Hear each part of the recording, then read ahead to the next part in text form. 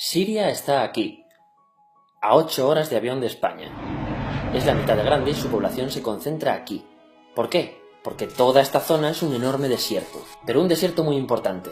Tiene 1/3 de las reservas de petróleo del mundo y también de gas natural, según algunos el nuevo petróleo.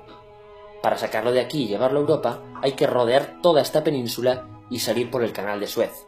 Como te puedes imaginar, aquí te cobran. Pero hay otra manera más fácil, la línea recta. El que controle estas tuberías las puede abrir y cerrar, como un grifo. Si no pagas, no hay petróleo, ni gas. Esta región es la polla. La civilización en el planeta empieza en 3 sitios y este es uno de ellos. Mesopotamia, aquí. Sumer, que te sonará menos, pero es el puto inicio de todo. Aquí también. ¿Recuerdas la Torre de Babel de la Biblia? La hicieron estos tíos. Egipto, aquí. Siempre ha sido un punto de contacto entre Oriente y Occidente, dando a Asia salida al Mediterráneo. Quizá por eso aquí nacen las principales religiones monoteístas, el judaísmo, el cristianismo y el islam. El islam es el último que llega y de hecho acoge a las 2 anteriores. Adán, Noé, Moisés, Jesucristo son considerados profetas islámicos. Bueno, al grano. Como la zona es la hostia, todos han querido controlarla y siempre ha estado dentro de algún imperio. Persas, griegos, los romanos.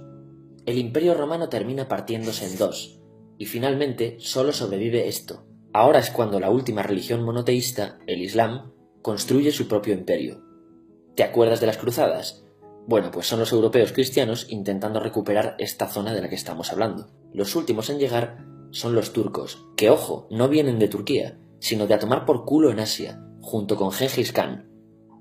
Lo conquistan todo y fundan el Imperio Otomano.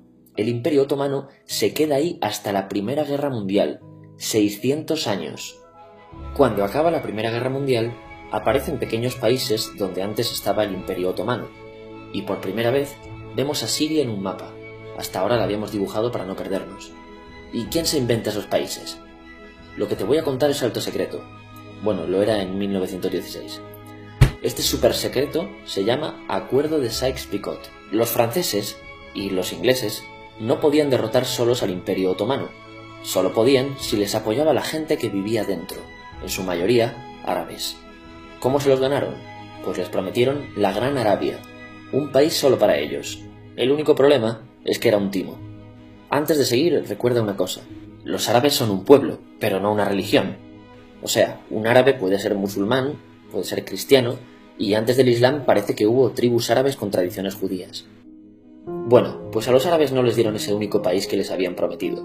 En su lugar, franceses y británicos crearon muchos países pequeños. Estos países, obviamente, no eran países de verdad, sino zonas bajo su control con gobernantes puestos por ellos. Durante este tiempo hacen lo que quieren con la zona. Recuerda que hay petróleo. Siria, aunque no tiene grandes reservas, tiene fácil salida al mar, y Francia, que es la que se ha quedado con Siria, se lo da a compañías extranjeras. Después de la Segunda Guerra Mundial, los europeos se van. En el caso de Siria, son echados a patadas.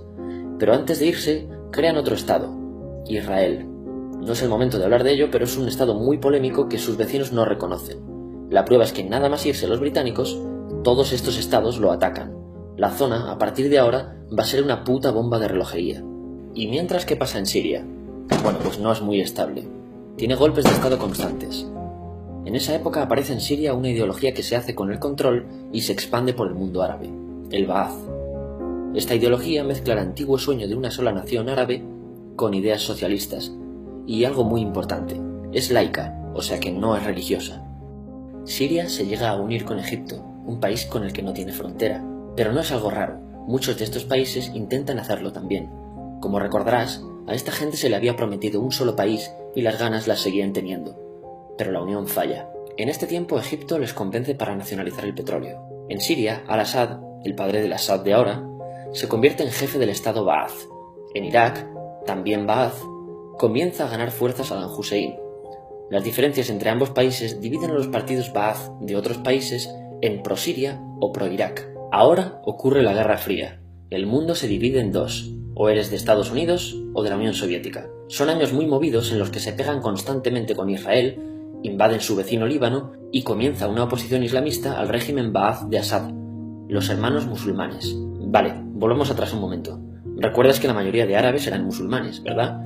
Pues dentro de los musulmanes hay 2 ramas fundamentales, los suníes, la mayoría, y los chiíes. En el caso de Siria, a pesar de ser un estado laico, los gobernantes como Assad y jefes militares eran chiíes, los cuales representan menos del 13%. En cambio, casi el 70% de la población es suní.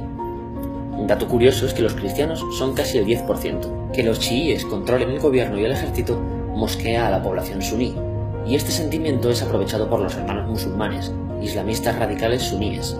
Estos toman las armas en la ciudad de Hama en contra del gobierno, y Assad acaba con la revuelta a costa de matar miles de civiles y encarcelar a mucha gente. En el año 2000, Assad padre muere y le sucede Assad hijo. Ante las presiones libera a muchos presos, trae internet y esperanzas de cambio. Hay un periodo de gran debate político y aparece la oposición. También vuelven los hermanos musulmanes. Los siguientes años son difíciles. Arrestan a la oposición. Y Bush incluye Siria en el eje del mal, y esto la aísla. Está mal visto negociar con Siria. Los kurdos, un pueblo que vive distribuido por varios países de la zona, empiezan a protestar también.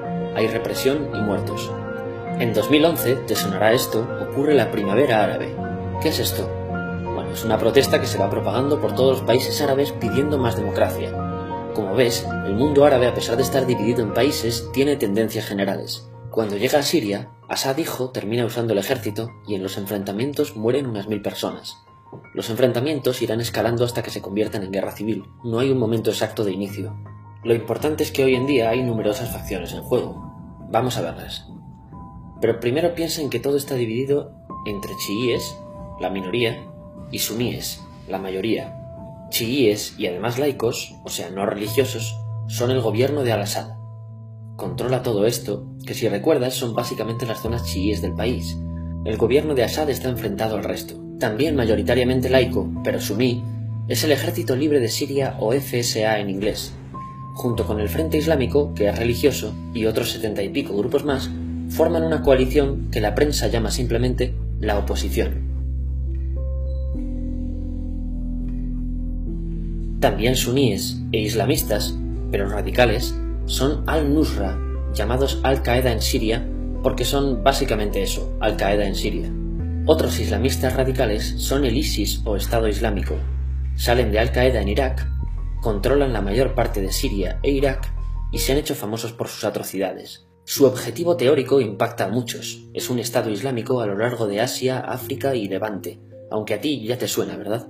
En naranja tenemos al pueblo kurdo, que recordarás porque el presidente Al-Assad lo reprimió, al igual que gobiernos de países próximos también hacen. Ahora controlan militarmente esta zona.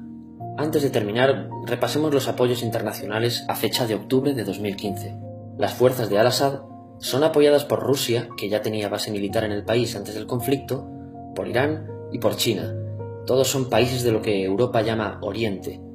En contra de Assad, apoyando a la llamada oposición, luchan Estados Unidos, Turquía, Francia, Gran Bretaña y Arabia Saudí.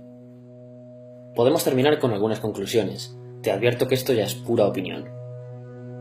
Si recapitulamos, vemos que la región es estratégica. Por su situación privilegiada, todos la quieren. Siria siempre ha estado bajo el paraguas de grandes imperios. Piensa que hace 100 años la actual Francia era Francia, Gran Bretaña era Gran Bretaña, pero es que hace 200 también, y hace 300 también, y hace 400 también. En cambio, Siria solo es Siria desde hace menos de 100 años, y solo se gobierna a sí misma desde hace poco más de 50. Además, jamás decidieron sus fronteras, se las impusieron.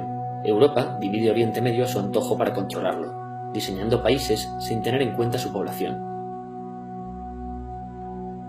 Muchos historiadores dicen que todo pueblo tiene la necesidad de manejar su propio destino, pero estos ingredientes que hemos visto juegan en contra de proyectos como la Siria Ba'ath, que encima usa la represión para mantenerse. En última instancia, producen una guerra civil. En este contexto no es extraño que aparezcan actores que se alimenten de la desesperación, el sentimiento suní de opresión y la visión de Occidente como invasor. ISIS usa la identidad árabe y la mitología de antiguos imperios.